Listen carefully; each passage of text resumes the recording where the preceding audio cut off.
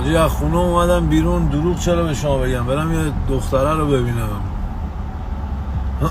بعد جی پی اس دادم یه خیابون رو اشتباه رفتم، گفتم آجی کس خارش دیگه قسمت نیست دیگه جی پی اس رو خاموش کردم.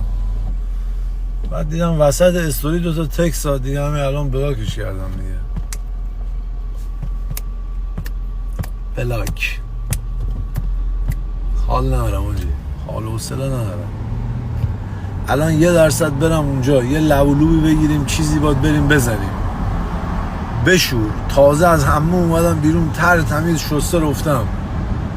بعد اصلا این حرفا چی هستن؟ اصلا آدم میگه جلسه اول این کارا رو میخواد بکنه، اصلا نمیخوام برم برادر، حال ندارم. من برای خودم میچرخم برم ورزش بکنم. الان فاستینگم امروز 16 ساعت فاستینگم، 8 ساعت میخورم فقط.